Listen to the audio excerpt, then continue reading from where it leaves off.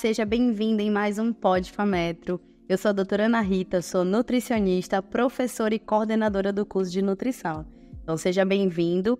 Hoje no nosso estúdio nós vamos receber o doutor Abner, que ele é imunologista pela UFAM e nutricionista oncológico. Além disso, ele é nutricionista clínico oncológico, titulado pela Sociedade Brasileira de Nutrição Oncológica, mestre em cirurgia e doutor, novíssimo doutor, aqui no estado do Amazonas, em imunologia e microbiota intestinal. Também é pesquisador em câncer, do Estado Nutricional e do SECOM, e membro do Comitê Educacional de Oncologia, especialista em terapia nutricional interal e parenteral do GANEP. Depois desse currículo maravilhoso, é com muita alegria que recebemos o nosso convidado, o Dr. Abner Paz. Seja bem-vindo ao nosso Pod Fametro, Dr. Abner. Tudo bem? Tudo bem, é uma satisfação, né, estar aqui com você. Eu acho que é um privilégio, na verdade, né, estar falando um pouquinho sobre a vivência, né, pelo qual a gente percorre aí os últimos, no mínimo, 10 anos de oncologia, né? E eu acho que é uma coisa assim que tá na veia, né? Então a gente tem muita coisa para conversar, nosso tempo vai ser curto. Quando começamos, sabíamos onde queríamos chegar. Oferecer uma educação de qualidade, acessível a todos os amazonenses. 20 salas, apenas alguns colaboradores e não mais que 200 alunos. Mas não nos faltava coragem para continuar e crescer. E assim, construímos o maior e mais moderno centro universitário do norte do país. Um sonho que se transformou em realidade. Fácil? Não, mas valeu a pena. E nós não vamos parar de crescer. Bom, o nosso Pod Fametro de hoje nós vamos falar sobre a importância do nutricionista nesse tratamento do paciente oncológico. E para começar, eu queria logo que tu falasse de cara, Abner, qual é a nossa importância como nutricionista nessa doença, né, que tem tomado muita proporção no Brasil e no mundo, mas aqui principalmente no norte, né, que nós somos uma sociedade carente até de alguns profissionais especializados, e você como uma referência, não só para o nosso estado, mas para os nossos alunos Fametro, tanto na pós-graduação, que você é um professor parceiro, você é um professor que também emprega os nossos alunos com os estágios por aí afora. Eu queria que tu falasse a importância do nutricionista na oncologia. Já me perguntaram outras vezes isso e eu pensei muito bem no que eu ia responder, e eu acabei que puxei muita brasa para minha sardinha, né? Mas assim, em termos, eu diria que é mais que importância, né? O nutricionista está inserido, e aí é uma coisa que eu vi crescer com o meu esforço.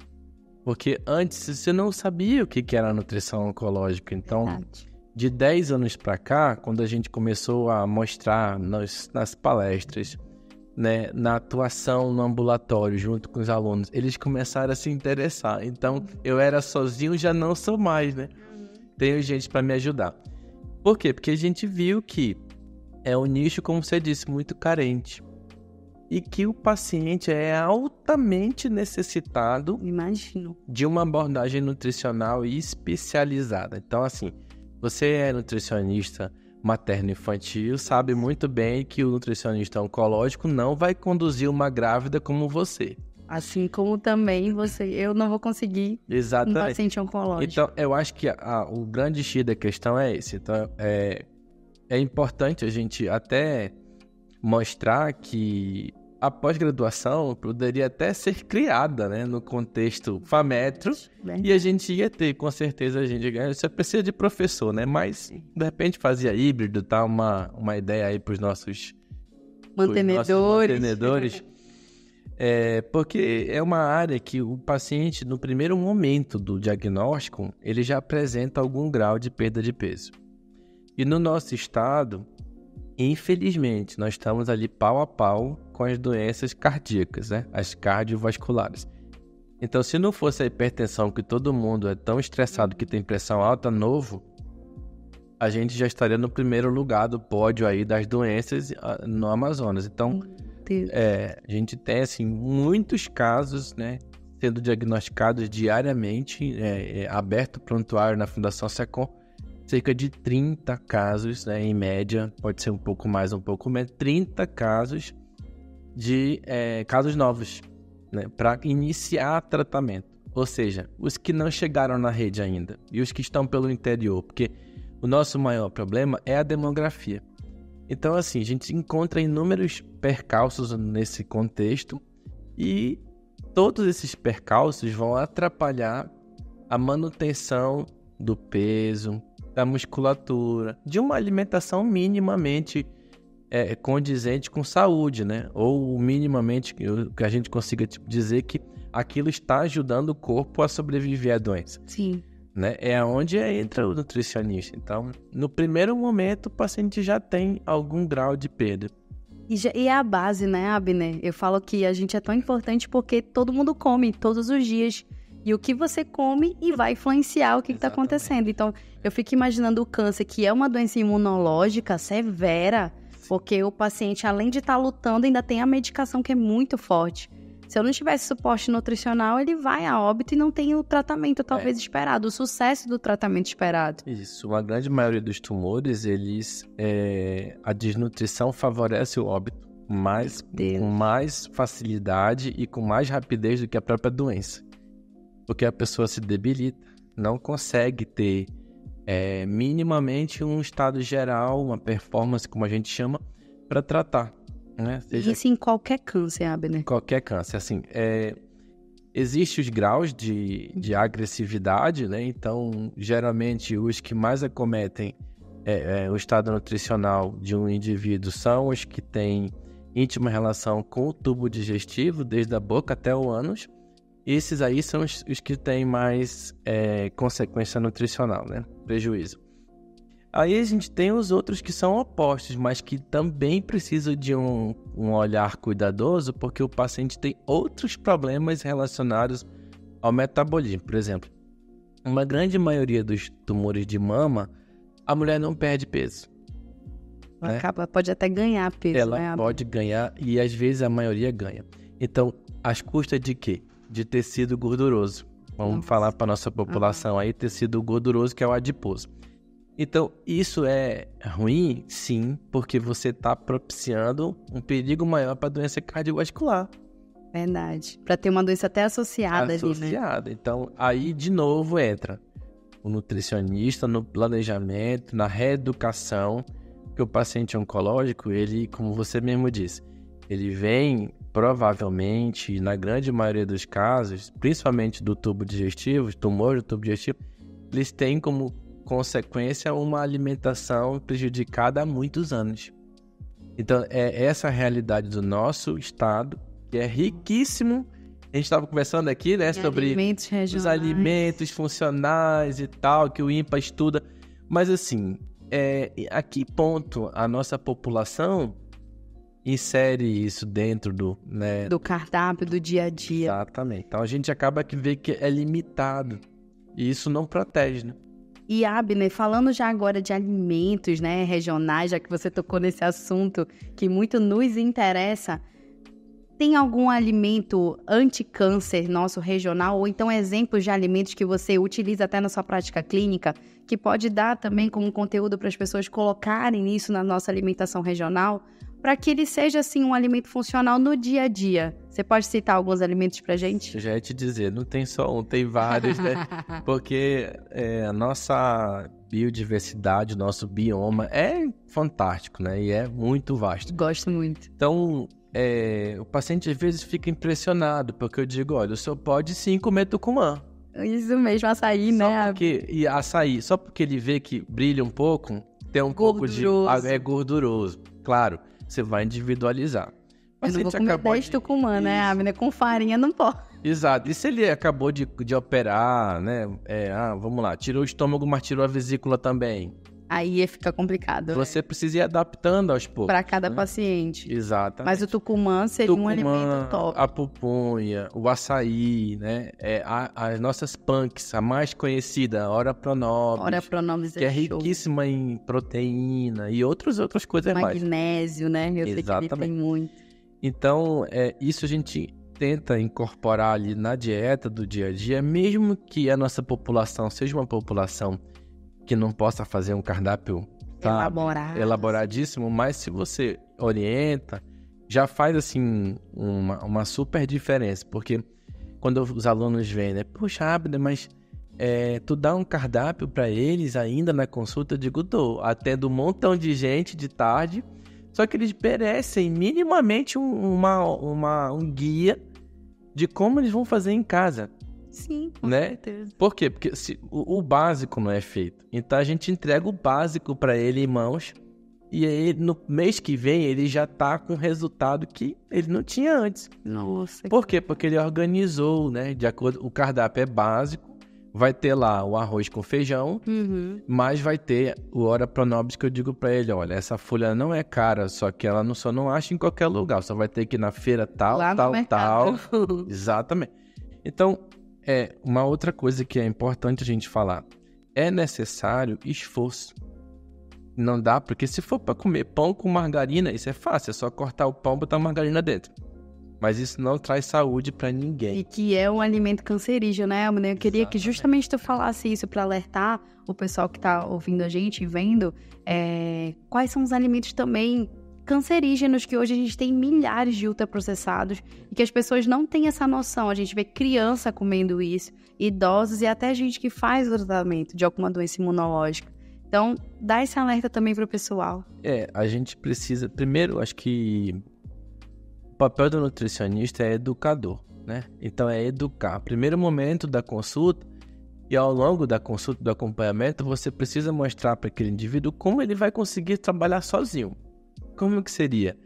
Leia o rótulo, leia os ingredientes, não é o valor nutricional, é os ingredientes. Então, quando você vê lá, iogurte fulano de tal, aí você olha lá na composição dos ingredientes, né? Eu tenho soro do leite, conservante não sei o que, acidulante não sei o que, caramelo 2, 3, 4 não sei o que. Esse é o grande problema. Então, os aditivos vão fazer um perigo muito grande, principalmente para as mucosas, que é a pelezinha interna do estômago, do esôfago, do intestino, é que sofrem mais, porque são contato direto. Então, se você observar, são todos industrializados, e embutido tem uma grande responsabilidade com câncer coloretal, né? Embutido que é linguiça, calabresa, salsicha, presunto, né? Mortadela. E o excessivo consumo de alimentos assados de brasa. Então, assim, a gente acha ótimo, eu também acho uma delícia o churrasquinho lá, mas a gente precisa entender que não pode ser toda segunda, quarta e sexta, ou então toda semana. Churrasco, né? Churrasco. Precisa diminuir o consumo. Então, e o consumo de carne também, a gente sempre orienta, de acordo com a IARC, que é a instituição mundial de pesquisa contra o câncer, eles pontuam assim bem de forma até, eu acho até que é uma quantidade bem razoável, que é 500 gramas por semana. Os carnívoros vão me dizer que vão criticar a gente, né? Eu como 500 gramas, eu como no jantar, né? Mas a proteção no máximo, né? 500 gramas. E assim, tem um detalhe, o modo de preparo muda tudo. Uma dica assim para diminuir o risco de você ter ali um alimento potencialmente cancerígeno é marinar as proteínas. Então, que legal, de um dia para o outro, com ervas. Aquela vinha d'alho, tipo, sabe, pode usar vinho, pode usar o alho, de um dia para o outro. Então, aquele processo de marinar faz com que neutralize muito dos conservantes. Que dica interessante, Abner, que show de bola. Todas as carnes, carne vermelha, o frango, o peixe, então marinar diminui muito o risco da gente ter influência negativa aqui com qualquer coisa que tenha, né, de conservante nesse alimento. Uma dica maravilhosa, Abner, show de bola. E ainda te dá um quê? Um sabor, né? Sabor intenso, incrível. Porque passou muito tempo, pegou, né, que a gente diz. Tempero. Pegou o tempero. Que show. Mais uma vez as ervas, né, dando resultado. Exatamente. E, Abner, eu escuto muito, né, eu acabo vendo plataformas também de outros países falando que futuramente, talvez o nosso futuro seja virar vegetariano. Justamente porque a dieta vegetariana, ela é anti-câncer. O que tu sabe sobre isso? E é isso mesmo? Que talvez o nosso futuro seja esse? Eu diria que dentro de um panorama de prevenção, você consumir uma quantidade até grande de frutas, legumes e verduras é o que te dá proteção. Saúde, né? Exatamente. Saúde e proteção. Então, as proteínas vegetais, elas a gente só vai ter que trabalhar, e aí de novo entra o nutricionista, porque eu não vou conseguir dizer que um ser humano ele é vegetariano sozinho e ele é 100%, ninguém é 100% saudável, né? Mas ele tem uma saúde maior por conta da alimentação. Não, ele vai precisar do nutricionista para combinar as leguminosas e os alimentos que são ricos em proteína, porque já que ele não vai ter proteína animal, a gente vai precisar combinar direito e talvez suplementar. Né? Eu diria que é até uma questão de sustentabilidade quando você fala que no futuro a gente vai tá uma alimentação muito mais à base de vegetais, hortaliças do que de carne animal, principalmente de vaca, porque é muito caro cuidar do boi, né? Criar o boi, fazer tudo, né? Exatamente, é muito caro. Então, vamos aproveitar, né, essa informação aí e ser sustentável para a raça humana, para o mundo. Se você comer carne vermelha uma vez por semana, apenas você está sendo sustentável, né? Ainda ajudando para o seu próprio corpo, né? Também a ter saúde. E, Abner, tu tocou agora num ponto que eu queria justamente falar, suplementação. Sei que a gente não pode se automedicar, mas o que tu utiliza na sua prática clínica que auxilia também, não só no tratamento, mas também na prevenção? Que a gente tem também aquele medo, né? Olha, na minha família tem casos de câncer. Será que eu tenho essa probabilidade? A gente sabe que geneticamente contém. Mas como eu faço também para prevenir através dessas suplementações? A gente falou sobre os alimentos regionais, mas também tem essas suplementações? A gente normalmente, em prática de nutrição oncológica, nós sempre incentivamos o indivíduo a trabalhar a suplementação natural, né? Fruta, legume, verdura, dentro do que a preferência dele, porque tem paciente que é altamente seletivo. E tem condições também oncológicas que obrigam o paciente a não, o paladar sumiu total. Então ele vai ter inúmeras aversões.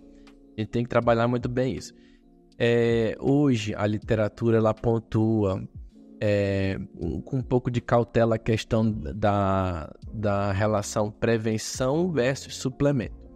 A gente sabe muito bem que os suplementos eles têm uma fundamental importância no tratamento oncológico e na prevenção. Eu diria que o nutricionista ele precisa pontuar o que está carente da alimentação. Se você não vai conseguir, então, por exemplo, magnésio é uma coisa que é carente. É verdade. A gente não consegue, principalmente aqui a gente não consegue atingir. Vitamina D. Isso aí, gente, todo mundo, né? A imunidade, vitamina D. Nossa, total. Zinco, selênio.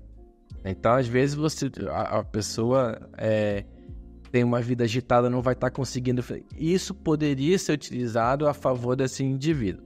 Porém, algumas pesquisas apontam que para câncer, eu não posso dizer, olha, o senhor vai fazer essa lista de cápsulas aqui, não tem. O senhor vai ter prevenção. Por quê? Porque as cápsulas, elas não têm a história da sinergia dos nutrientes. Como é no alimento, como é no alimento. Que eu falo que Deus é perfeito. Deus é perfeito. Que ele já modulou assim, como o alimento que ele vai ser ali o teu remédio. Você me lembrou de uma coisa, o paciente diz assim, não, mas eu vou tomar, o senhor disse para eu tomar suco de laranja, limão, acerola, que tem vitamina C.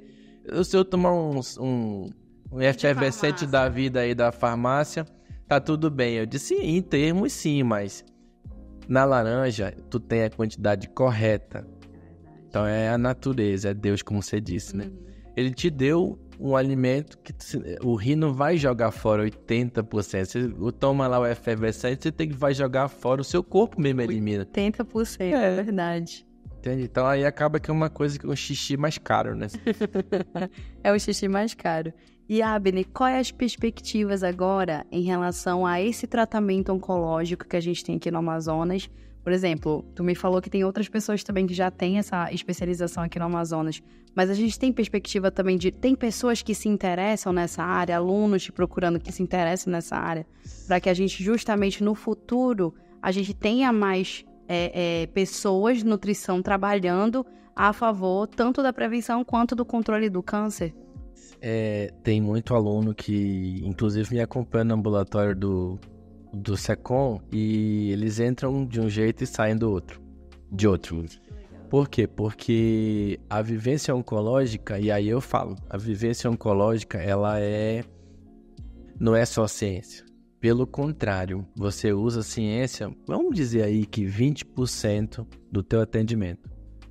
Os outros 80% é tu sendo apenas outro ser humano. Nossa. Então, isso Terapia. é terapia. Isso deveria estar incorporado em todas as especialidades da saúde. A humanização, o cuidado centrado no paciente, o olhar no olho, o ouvir mais do que falar. Então, é difícil a gente associar a personalidade com tudo isso, mas você precisa entender que você só vai conseguir alcançar o cerne do paciente e você acolher ele. Aí eu digo para os meninos, falei, vocês viram o que foi que eu fiz aqui? Nada de diferente, um suplemento, um cardápio, orientações, mas o que o paciente falou? Que foi a melhor atendimento, que foi a melhor explicação. O acolhimento. Foi o acolhimento. Então, eu acho que talvez ainda falta um pouco essa vontade da gente. Por isso que eu digo, tem pouco especialista. Por quê? Porque você tem que se doar. E não é todo mundo que quer. Tem que ter porque o dom, dói. né? Trabalhar com oncologia dói. Justamente, eu não sei se eu tenho perfil, amigo. Porque, infelizmente, a gente vê uma doença multifatorial, como o câncer. E acaba com aquela pessoa, né, Abner? Querendo ou não, mutila muito aquela Exatamente. pessoa. Então, é isso. Eu acho que você cresce como ser humano trabalhando com o câncer. Né? Gente, o papo tá muito bom, mas a gente já vai ter que encerrar.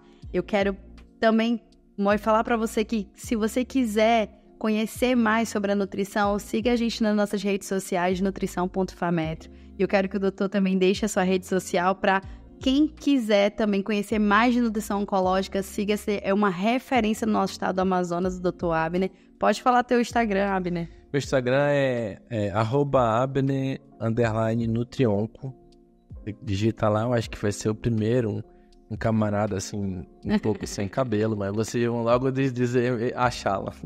E vamos ficando por aqui. O nosso Pod Fametro é um oferecimento e uma realização dos alunos de jornalismo aqui da Fametro. Hoje nós falamos sobre nutrição oncológica no Amazonas. É um assunto muito atual, muito importante. E nos vemos na próxima.